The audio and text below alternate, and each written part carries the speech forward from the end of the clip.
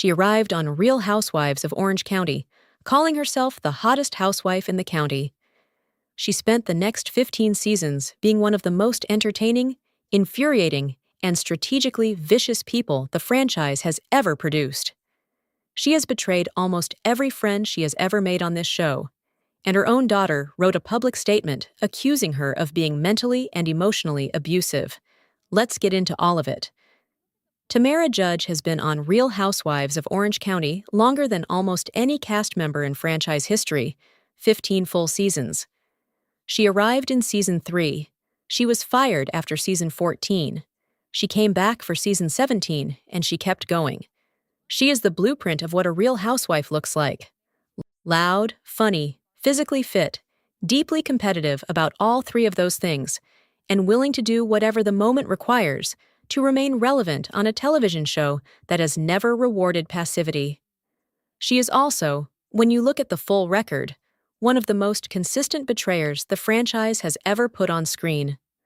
Not once, not twice, not as an isolated bad moment in an otherwise decent career, but as a pattern so well established and so thoroughly documented that multiple people who have been close to her across different seasons of television have described it using almost identical language.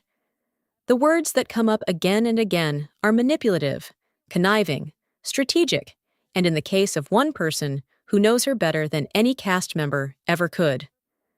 Mentally and emotionally abusive. That last description did not come from a reality television co-star with an axe to grind. It came from her daughter.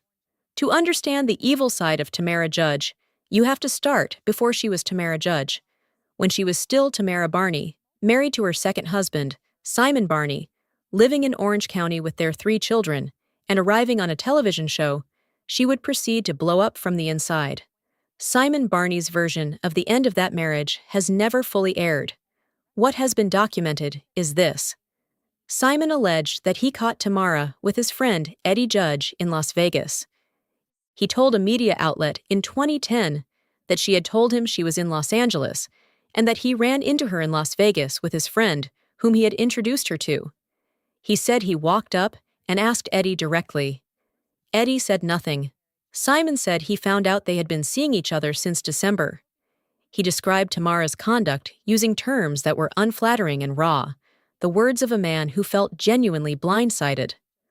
Tamra has disputed his characterization. She has said her marriage to Simon was difficult and controlling, and viewers across 2 seasons could see for themselves that it was a strained and unhappy dynamic on camera. Both things can be true simultaneously, that the marriage was suffocating, and that she was also conducting a relationship with another man before the marriage was officially over. What is not disputed is that Eddie Judge was at the time Tamra was with him. The person she chose for her next marriage was someone from within the marriage she was escaping. Tamra would later describe her first marriage and her relationship with Simon as genuinely difficult, and she has spoken with real pain about the custody fallout that followed. She has also, on multiple occasions, blamed Simon for poisoning their daughter Sydney against her, a narrative that Tamra maintained publicly for years, and that gave her a sympathetic storyline across multiple seasons of ROC. The problem with that narrative is what Sydney herself eventually said about it.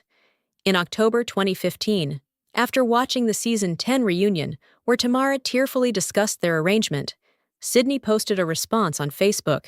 She was 17 years old. She wrote that she did not move out because of the divorce, as her mother had framed it. She wrote that she left because her mother was neglectful, leaving us at home with no food or simply ignoring us entirely, and that the biggest reason was that she was mentally and emotionally abusive. She was no mother to me.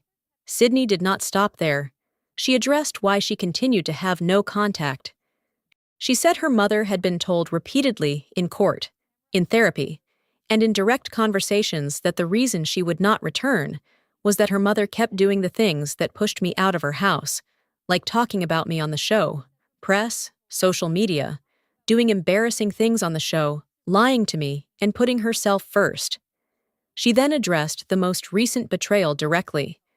She had invited Tamra to her high school graduation because her father encouraged her to. She had set conditions. Do not post about it publicly. Do not make it a media moment. Tamra agreed to those conditions. Then Tamra posted a photo from the graduation to her 1 million followers, knowing it would get picked up by press. Sydney wrote, "Not even 2 weeks after I graduated, she posted a photo of me and shared it with her 1 million followers, knowing that it would get picked up by the press. The one thing I asked, and have been asking for 4 years now, has been to not talk about me because I don't want to be in the spotlight." She concluded, "My mom has been portraying the innocent, erased mother whose daughter was estranged from her due to divorce, and an evil ex-husband, when in actuality she is the sole reason why I do not want her in my life, and will not have a relationship with her."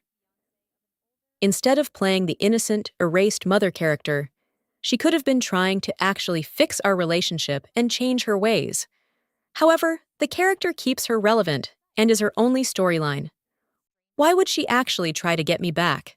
Without the estrangement, she is no longer pied and talked about, and her fame and fortune go down the tubes.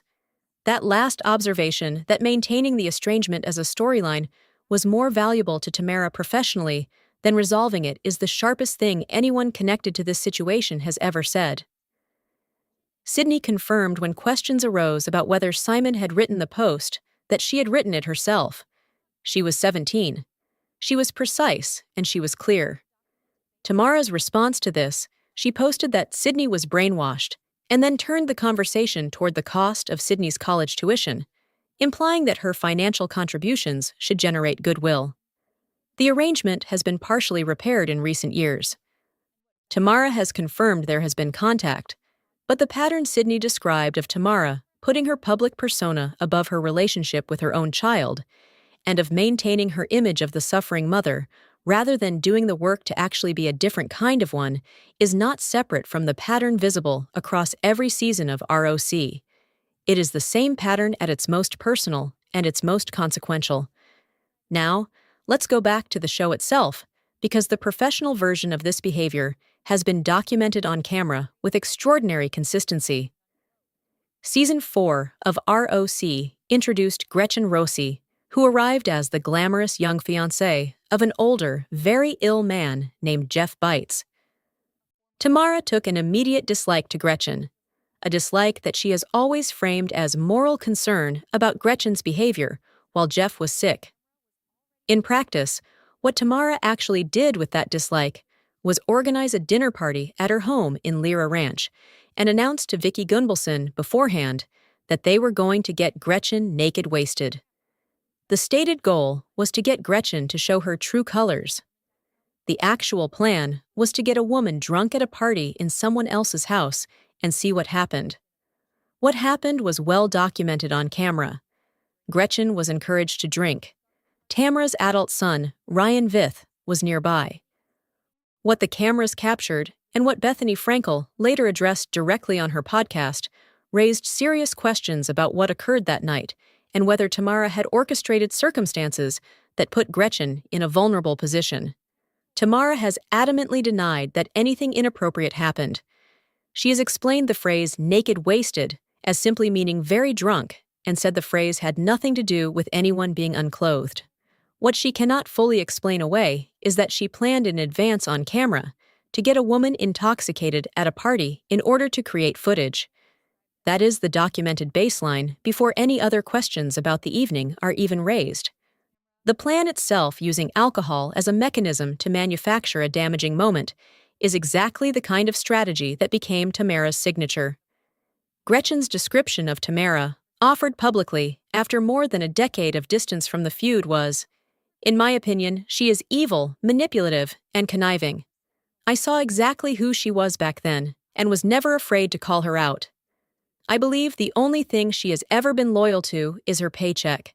She will destroy your character, your livelihood, your businesses, etc., under the guise of claiming she is just a truth teller. It's gross and not okay." Gretchen added, "Oh, and try speaking the actual truth about her, because from my experience, she will go on a witch hunt and try and destroy you." The witch hunt behavior is among the most documented aspects of Tamra's time on ROC. When Gina Keogh, a former cast member, publicly voiced support for Simon Barney during their divorce and suggested Tamra was embellishing details to get a better settlement outcome. Tamra confronted her at a party. At a polite garden party in Orange County, in front of other guests, Tamra threw a glass of red wine in Gina's face. This was not a moment of losing control. Tamra was already mid-confrontation, already escalating, already making choices. She threw the wine and then walked away. The relationship with Shannon Beor is perhaps the most instructive case study in how Tamra operates within a friendship. Shannon joined RHOC in Season 9. Tamra brought her in, took her side, and the two became part of the so-called Tres Amigas with Vicky Gunson. They were, by all external appearances, genuinely close for years, and then Shannon got a DUI in September 2023, and the friendship disintegrated in real time on Season 18 of ROC. There is a version of this story in which Tamra was a genuinely concerned friend who tried to have an honest conversation about Shannon's drinking. Tamra told multiple interviewers that version. She said she had tried to tell Shannon she had a problem, that Shannon got defensive, and that the friendship could not survive Shannon's refusal to hear the truth. There is also the version that Shannon told.